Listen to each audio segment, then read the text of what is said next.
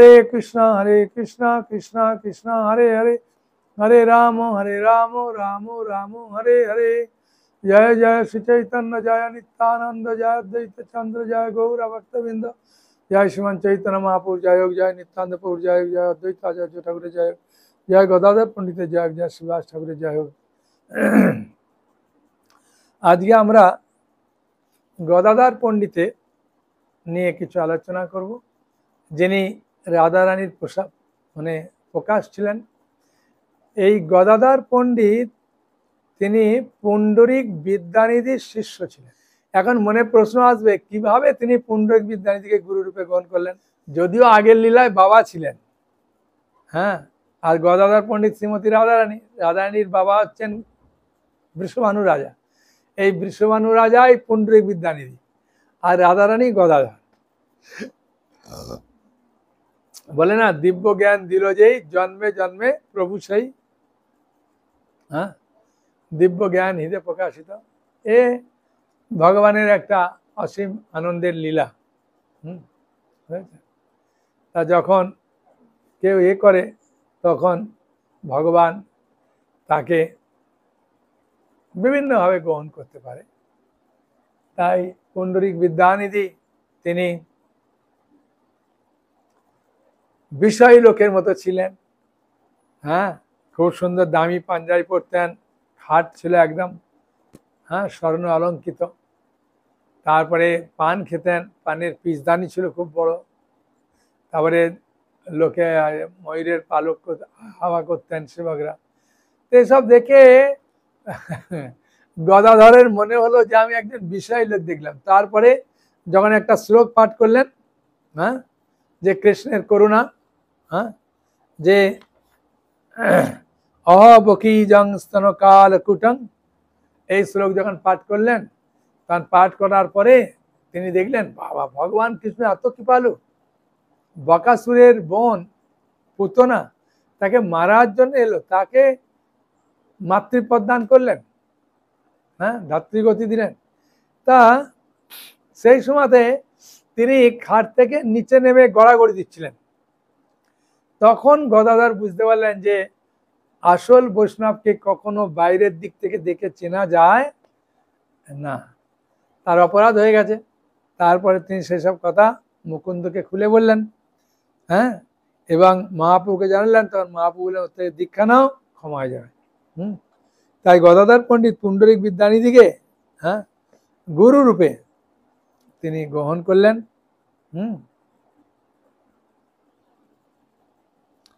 তা গুরু রূপে গ্রহণ করে তারপরে তিনি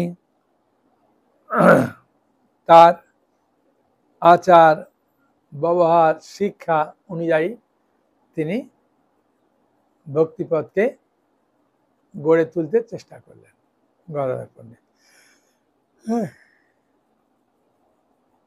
চৈতন্য ভাগবতে এ সম্বন্ধে আছে, যতখানি আমি করিয়াছি অপরাধ ততখানি করাইবা চিত্তের প্রকাশ। আমি যত অপরাধ করেছি আমার সেরকমভাবে ক্ষমা করবে। এই পথে প্রবিষ্ট যত ভক্তগণ উপদেষ্টা অবশ্য কর একজন। এ পথেতে আমি উপদেষ্টা নাই করি, ইহান স্থানে মন্ত্র উপদেশ ধরি। ইহানে অবজ্ঞা যেন করিয়াছি মনে, শিষ্য হইলে সব দোষ কমিবে আপনে। শিষ্য হলে সব দোষ ক্ষমা হয়ে যাবে। এত ভাবি গদাধর মুকুন্দের স্থানে, দীক্ষা করিবার কথা কইলেন তানে। আর পুণ্ডরিক বিদ্যানিধি খুব খুশি হয়েছেন যে এইরকম একজন গুণবান, হ্যাঁ, নম্র ধীর স্বভাব সম্পন্ন একজনকে শিষ্য রূপে পাওয়া, এটাও খুব কলিযুগে বিশেষ করে খুব দুর্ভাগ্যের বিষয়। বুঝেছেন? বলছেন না,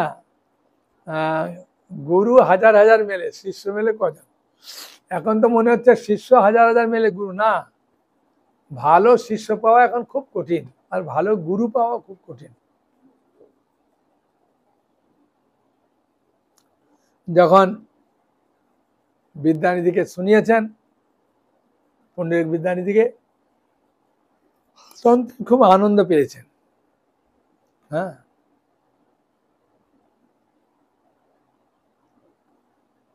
গুরুদেব বললেন, আগামী শুক্লপক্ষের দ্বাদশী তিথিতে শুভ লগ্নের উদ্দেশ্যে সিদ্ধ হবে। পণ্ডিত বিদ্যানিধির বাক্য শ্রবণ করে গদাধর তাকে দণ্ডবত প্রণতি নিবেদন করে মুকুন্দ দত্তের সাথে বিদায় দিলেন।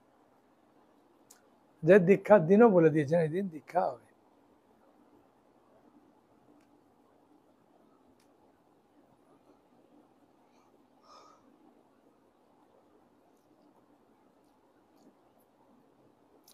চৈতন্য ভাগবতে আছে, গদাধর আজ্ঞা মাগিলেন প্রভু স্থানে, মানে প্রভু স্থানে আজ্ঞা মাগলেন পুণ্ডরীক মুখে মন্ত্র গ্রহণ কারণে, পুণ্ডরীকের কাছ থেকে দীক্ষা গ্রহণের জন্য। না জানিয়া উহান অগম্য ব্যবহার চিত্তে অবজ্ঞান হইয়াছিল আমার। তার সেটা জানালেন যে কি কারণে আমি দীক্ষা নিচ্ছি, আমার উনার জন্য অপরাধ হয়ে গেছে, ক্ষমার জন্য উনার কাছ থেকে আমি দীক্ষা নিচ্ছি। এ থেকে উহান আমি হইবাং শিষ্য, এ থেকে আমি ওনার শিষ্যই হব। শিষ্য অপরাধ গুরু ক্ষমিবেন অবশ্য, শিষ্যের অপরাধ গুরুদেব ক্ষমা করে দেন।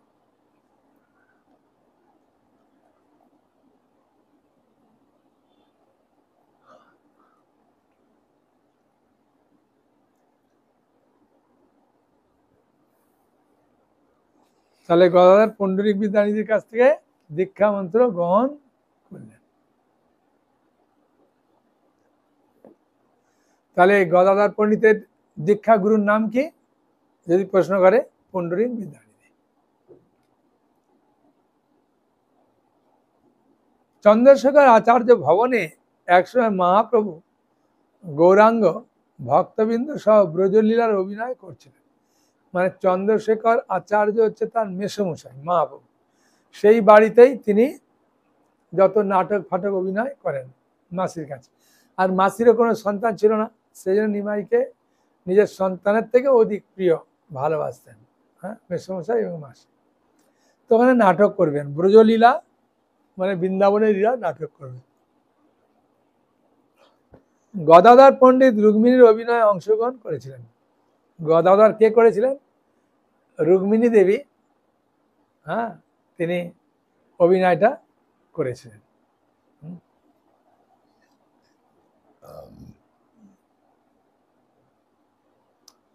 গদাধর পণ্ডিত রুক্মিণীর বেশে রুক্মিণীর সখী সুপ্রভার অস্ত্র ধারণ করে অভিনয় মঞ্চে প্রবেশ করলেন। হ্যাঁ, গোপিকারা নৃত্য করতে করতে রুক্মিণী দেবীকে হাত ধরে নিয়ে এলেন, মানে স্টেজে নিয়ে এসেছে। হ্যাঁ, গদাধর পণ্ডিতকে রুক্মিণীর সাজে সজ্জিত করে গোপীরা নিয়ে এসেছে। গদাধর পণ্ডিত প্রেম প্রকাশ করে প্রেমের আবেশে প্রেমের অত্যন্ত বশীভূত হয়ে মা লক্ষ্মী রুক্মিণীর বেশে সকলের মন হরণ করে, মানে তিনি এমন ভাবে কথা বলছেন সকলকে তিনি আকৃষ্ট করছেন, এত সুন্দর অভিনয় করেছে।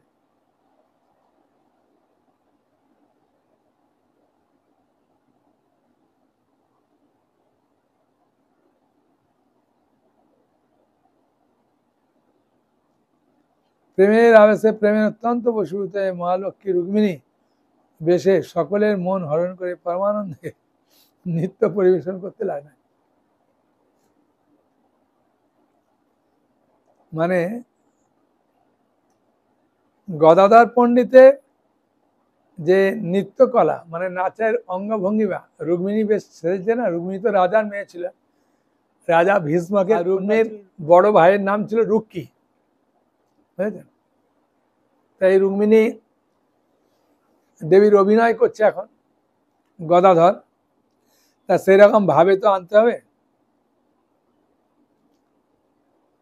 গদাধরের নৃত্য অভিনয়ে সকলেই প্রেমোন্মত্ত হলেন। গদাধরের প্রেমাশ্রী মূর্তিমতী গঙ্গার প্রবল ধারার ন্যায়, মানে এমন ভাবে অভিনয় করছে যেন মনে হয় সাক্ষাৎ অভিনয় করছে, বুঝেছেন? রুক্মিণী দেবী সেরকম কান্না করছে, মানে অঝরে কান্না করে যাচ্ছে।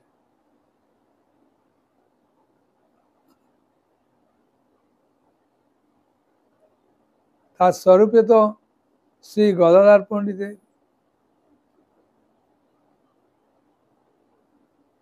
স্বরূপে তো গদাধরের ভগবানের কান্তা শক্তি, তাই মহাপ্রভু তাকে বৈকুণ্ঠ পরিবারে বলে উল্লেখ করেছেন।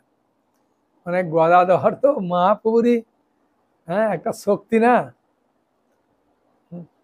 সেটা বলছে প্রেম নদী বয়ে গদাধরের নয়নে পৃথিবী হইয়া সিক্ত ধন্য হেন মানে উনি এমন ভাবে অভিনয় করছেন, কোনো কান্নার সিন আছে একবারে অঝরে কান্না করে যাচ্ছে, বুঝেছে? গদাধর হইল যেন গঙ্গা মূর্তিমতি, সত্য সত্য গদাধর কৃষ্ণের প্রকৃতি। কারণ সবাই বুঝতে পারছে যে কৃষ্ণের শক্তি লাভ করেছে। আপনের চৈতন্য বলিয়া আছে বারে বার, গদাধর মোর বৈকুণ্ঠের পরিবার।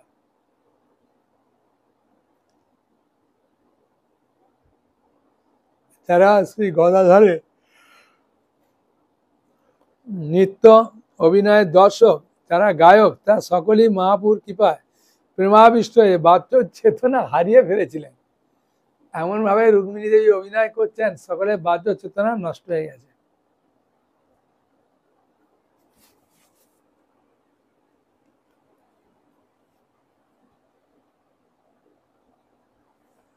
পরমানন্দে অপূর্ব নৃত্য পরিবেশন করতে লাগলেন। নৃত্যের সাথে সাথে সময়োচিত গীত হতে লাগলো। শ্রী গদাধরের নৃত্যকলা দর্শন করে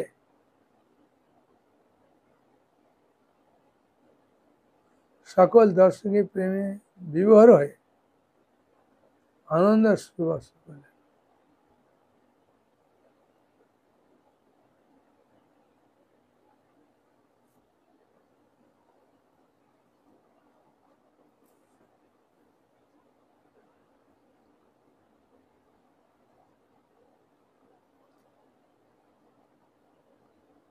বলছেন যারা গদাধরের নৃত্য অভিনয়ের দর্শক, যারা গায়ক, তারা সকলেই মহাপুর কৃপায় প্রেমাবিষ্ট হয়ে বাহ্য চেতনা হারিয়ে ফেললেন। উপস্থিত সকল বৈষ্ণবগণ গোপিকা বেশে গোপিকা বেশে শ্রী গদাধরের নৃত্য দর্শন করে প্রেমানন্দে হরি হরি বলে মহানন্দে জয় ধ্বনি পেলেন। সেখানে অভিনয় পরিবেশে বর্ণনা দিতে বলা হয়েছে।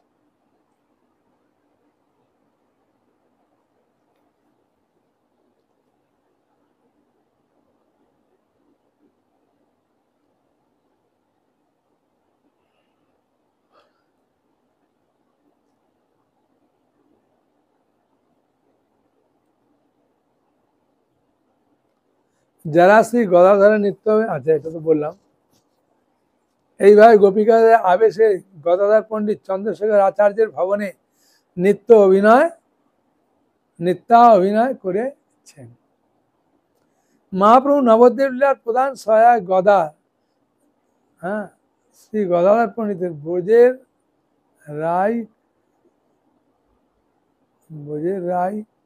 কানাই, গদাধর ব্রজের রায় কানাই এসে গৌর গদাধর রূপে গঙ্গা তরে বিহার করছেন।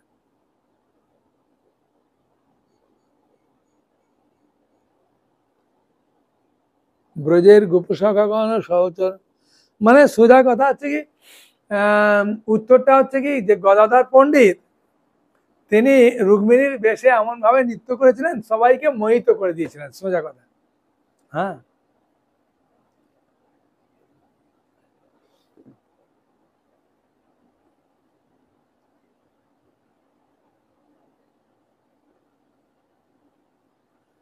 এক সময় তিনি ঘুরতে ঘুরতে গঙ্গার তটে উপবনে বসেছে, আর সেই সময় উনার মনে পড়ে গেছে ব্রজলীলার কথা, মনে পড়ে গেছে। আর গদা তখন বন থেকে অনেক সুগন্ধি পুষ্প চয়ন করে এনে মালা গাঁথলেন। হ্যাঁ, মালা গেঁথে শ্রীমতী রাধারানী যেমন করে শ্যামসুন্দরকে সাজাতেন, মালা পরাতেন, ঠিক গদাধরও সেইভাবে গৌর সুন্দরকে সাজালেন এবং মালা পরালেন।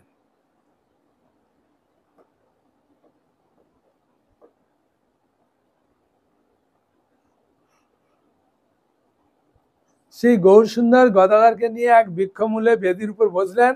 বিভিন্ন ভক্তগণ তখন চামর ব্যঞ্জন আদি সেবা করলেন, যেমন রাসলীলা অন্যান্য লীলা করে বুঝলে এখানে শ্রম করছে। একদিন পুষ্পবন দর্শন করে পুষ্পগুচ্ছ নিয়ে গদাধরের সঙ্গে গৌর সুন্দর পুষ্প সমার লীলা করেছে।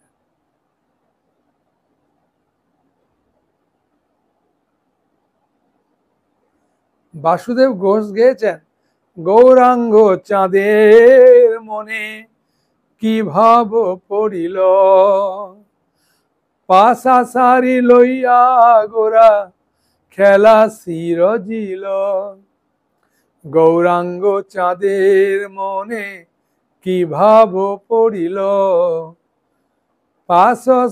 পাশা সারি লইয়া গোরা গেল শিরজইল।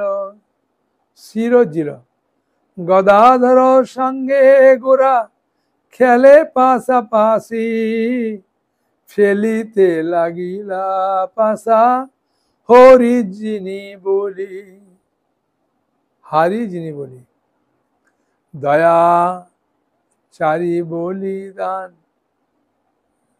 তাহলে একদিন মহাপ্রভু গঙ্গা তীরে বসে আছে, গদাধর ফুল টুলগুলো তুলে নিয়ে এসে ব্রজে যেমন ভাবে রাধারানী ভাবে কৃষ্ণকে মালা পরাতেন, ঠিক সেরকমভাবে তিনি গৌরাঙ্গ মহাপ্রভুকে মালা পরিয়েছিলেন। হ্যাঁ, এবং গৌরাঙ্গ মহাপ্রভুর সঙ্গে সবসময় তিনি যমুনা মানে গঙ্গার তীরে খেলা করতেন, আনন্দ করতেন। আজু সুরধ্বনি তীরে গোরা রায়, ঝুলে কত না ভঙ্গিতে ঝুলনায়।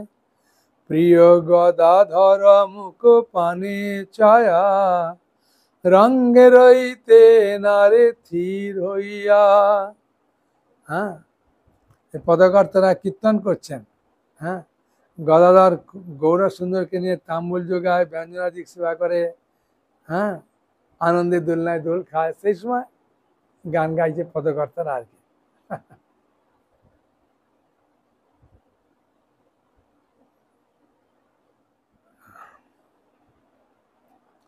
তাহলে গদাধর পণ্ডিত তিনি মহাপ্রভুর বহু সেবা করেছেন।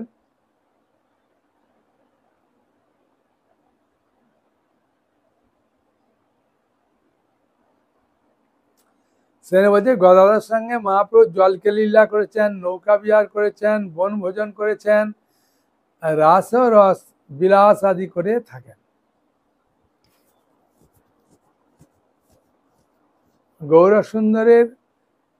গৌরসুন্দর নিত্যানন্দ প্রভু ও মুকুন্দের কাছে মানে গদাধর কাছেও বলেছে আর মুকুন্দের কাছেও বলেছেন। হ্যাঁ, নিত্যানন্দ প্রভুর কাছেও বলেছেন যে আমি সন্ন্যাস নেব। আর যখন গদাধরের কাছে বলেছেন, গদাধর সঙ্গে সঙ্গে বলছেন প্রভু, হ্যাঁ, মাথা মুন্ডন করলেই যদি কেবল সন্ন্যাস হওয়া যায়, ভগবানকে পাওয়া যায়, তাহলে তো অনেকেই পেত। মানে গদাধরের মনে খুব দুঃখ লেগেছে প্রভু যখন সন্ন্যাস দিয়েছে, যে শিক্ষা সূত্র ত্যাগ করে সন্ন্যাস গ্রহণ করলেই কেবল কৃষ্ণ প্রাপ্তি হয়। গদাধর রেগে গিয়ে প্রভুকে বলছেন, কি কেন বলছে, অত্যন্ত দুঃখ পেয়েছে গদাধর। সে বলছে শিক্ষা সূত্র ত্যাগ করে সন্ন্যাস নিলে কি কেবল কৃষ্ণ প্রাপ্তি হয়? গৃহাশ্রমে থেকে কি কেউ বৈষ্ণব হয় না? জগতে কি এরকম কোনো বৈষ্ণব নেই যে গৃহে থেকে বৈষ্ণব হয়েছে? তোমার মতে মুস্তক মণ্ডল করলেই কেবল সন্ন্যাস হয়, এটি কিন্তু বেদের মত নয়। এটা বেদে উল্লেখ নেই, এরকম শাস্ত্রে উল্লেখ নেই। তোমার জননীর প্রাণ স্বরূপ, বলছে তোমার মতে শুধু মস্তক মুন্ডন করলেই কেবল সন্ন্যাস হয়, এটা বেদে উল্লেখ নেই। তোমার জননী প্রাণ স্বরূপ একমাত্র তুমি আছো। বিশ্বরূপাদি তো সকলেই চলে গিয়েছে, কারণ বাবা নেই, বিশ্বরূপ নেই, একমাত্র নিমাই ছিল। আর নিমাই যদি সন্ন্যাস নিয়ে যায়, সত্যিমা একা হয়ে যাবে না? তুমি যদি সন্ন্যাস নিয়ে চলে যাও, তাহলে তোমার জননীর প্রাণ রক্ষা আর হবে না। তুমি আর প্রাণ দেখতে পাবে না, ও মৃত অবস্থায় দেখবে। তার পাপটা তোমাকে নিতে হবে।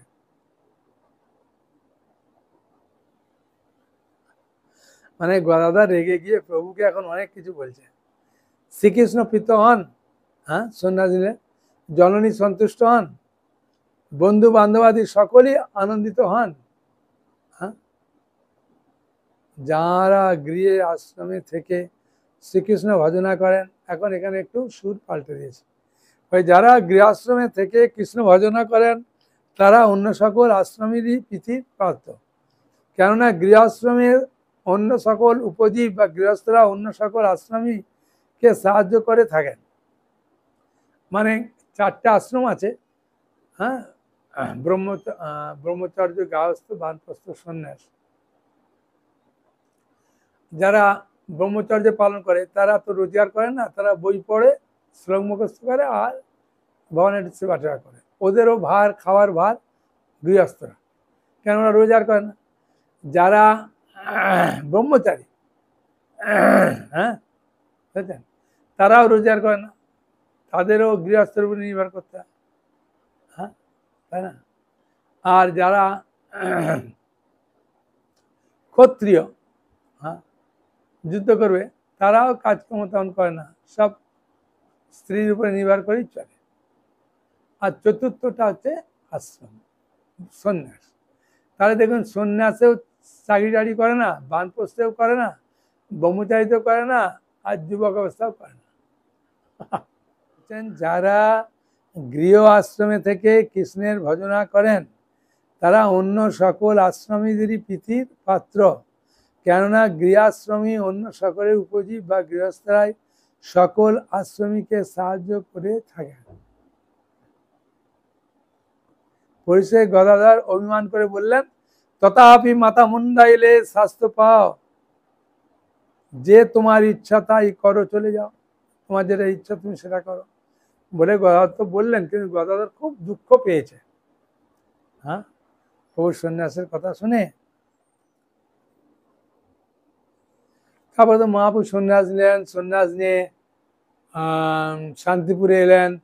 শান্তিপুরে এসে সচিমায়ের সঙ্গে ওরা আলোচনা করলেন যে প্রভু ইনি কোথায় যাবে, বলে পুরী হলে, হ্যাঁ, সবাই অনেকে পুরী থেকে আসে গঙ্গা স্নান করার জন্যে, আবার অনেকে পুরী যায়, তাহলে ওদের কথাবার্তা শুনতে পাবো। তাই পুরী যাওয়ার ডিসিশনটা মা দিলেন যে পুরীতেই তাহলে থাক, আমার ছেলে যদি আমার এখানে থাকে সবাই নিন্দা করবে, আমার নিন্দা সহ্য হবে না, আর নিমায়ের নিন্দা সহ্য হবে না।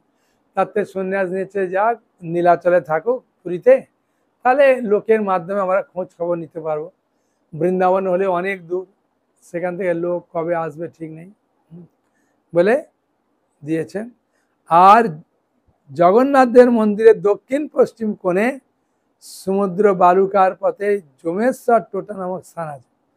টোটা শব্দের অর্থ হচ্ছে উদ্যান। শ্রী জগন্নাথ দেবের দ্বারপাল জমেশ্বর শিব। জমেশ্বর মন্দিরের দক্ষিণে উদ্যানে মহাপ্রভু গদাধর পণ্ডিত গোস্বামীর বাসস্থান করে দিলেন। কেন ওখানে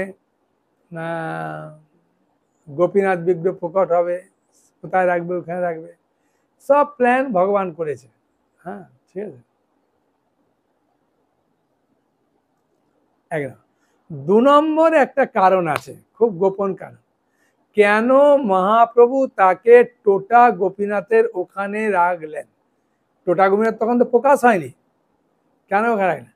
মহাপ্রভু জানেন যে টোটা গোপীনাথ মানে টোটা, হ্যাঁ, গোপীনাথ বিগ্রহ আসবে, এখানে স্থাপন করব, গদাধর সেবা করবে, হ্যাঁ, আর আমরা রাত্রিবেলা রামানন্দ রায় আর আর স্বরূপ দামোদরকে নিয়ে, হ্যাঁ, এদেরকে নিয়ে আমি কৃষ্ণ বিরহজনিত যে দুঃখ সেইটা আমি উপলব্ধি মানে করব, কিন্তু রাধারানীর কাছে থাকলে ওটা আর হবে না, হ্যাঁ, সেই জন্য দূরে রেখেছেন, এরও একটা কারণ আছে। হ্যাঁ, সেই বাগানের এতে অনেক বড় একটা সমুদ্রের বালির স্তূপ ছিল।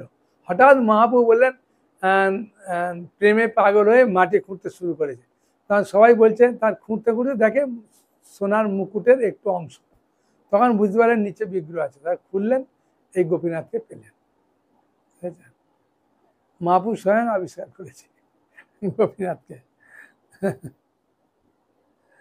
একদিন মহাপ্রভু জমেশ্বর টোটায় এসে, হ্যাঁ, আমার প্রাণনাথ কোথায় এইরূপ উক্তি করতে মহাভাবে বিবরে ভাবের আবেশে অস্ত্র দ্বারা বালুকা রাশি অপসারণ করতে লাগলেন।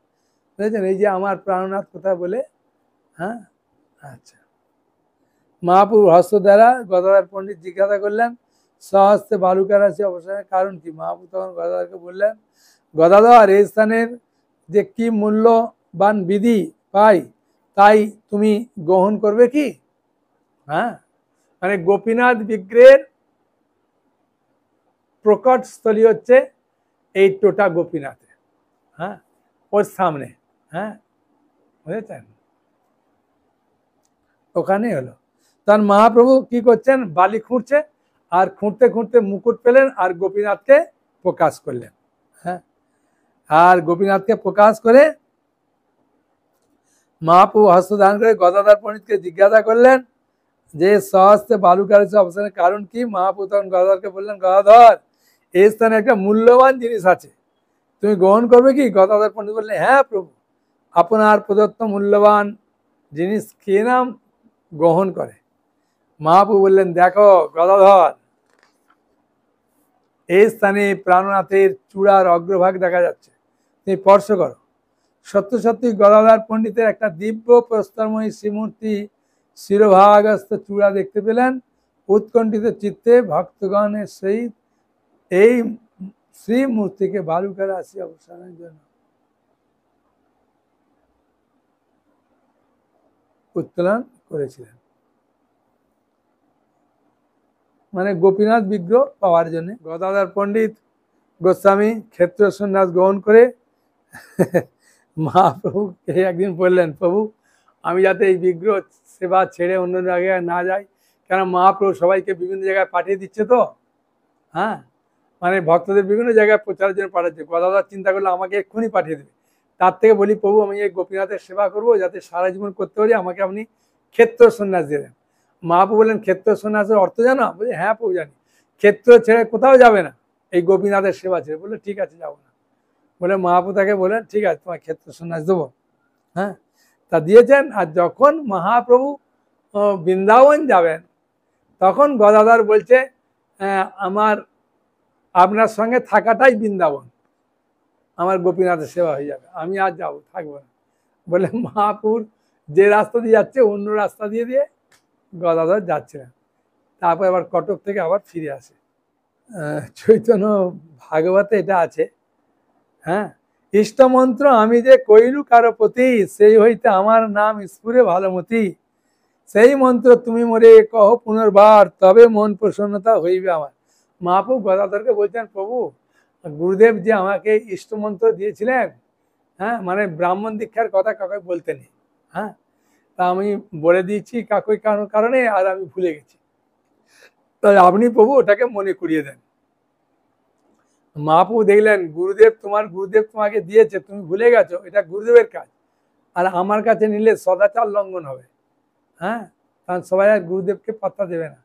তাই মহাপ্রভু বলেন, না না না, এটা ঠিক হবে না, হ্যাঁ গদাধর, তুমি চিন্তা করো, আমি 10 দিনের মধ্যে তোমার গুরুদেব আসবে এখানে, ঠিক আছে, তুমি 10 দিন অপেক্ষা করো, তারপরে গুরুদেবের কাছ থেকে এটা পাল্টে নেবে, আর গুরুদেবকে মন খুলে বলবে।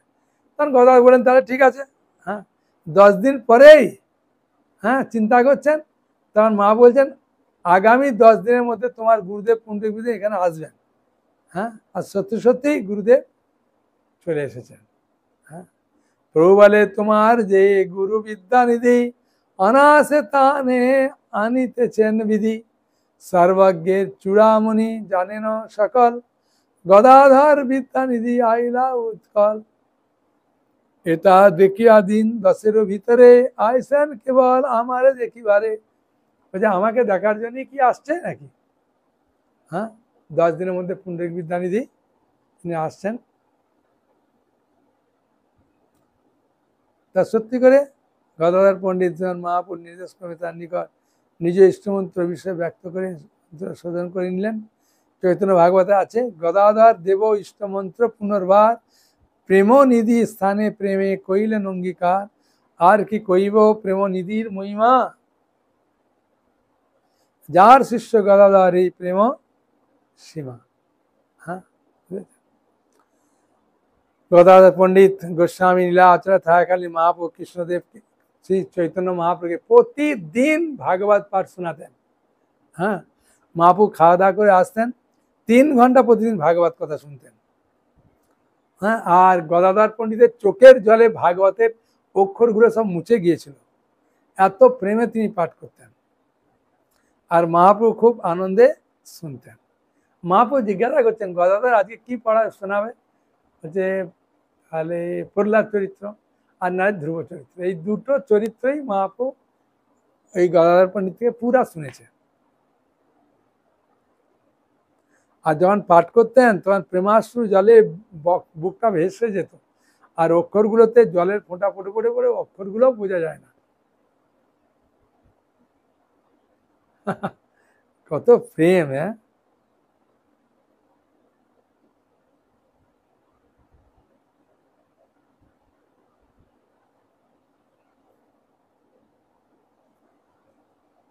তাহলে আজকে এই পর্যন্ত থাক,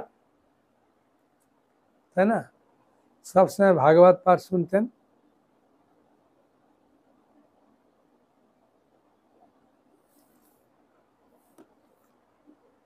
তাহলে গোপীনাথের, ভগবান গোপীনাথের প্রকাশ কিভাবে হলো না, টোটা গোপীনাথে মহাপ্রভু হ্যাঁ একটা উঁচু ছিল, সেটাকে গোবর্ধন পর্বত মনে করতেন মহাপ্রভু। হ্যাঁ, তারপর প্রেমে গিয়ে মাটি খুঁড়ছে, করতে করতে গোপীনাথকে পেয়েছে। হ্যাঁ, বুঝেছেন? আর এই গোপীনাথকে স্থাপন করেছেন, আর গদাধর পণ্ডিত সেবা করতেন। আর মহাপ্রভু যখন অপ্রকট হন, এই গোপীনাথের হাঁটুটা একটু চিড় আছে, ওখান দিয়ে গোপীনাথের দেহে তিনি বিলীন হয়ে যান।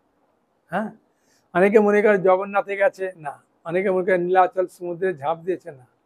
টোটা গোপীনাথের সঙ্গে তিনি অন্তর্ধান লীলা করেছে। হ্যাঁ, ঠিক আছে।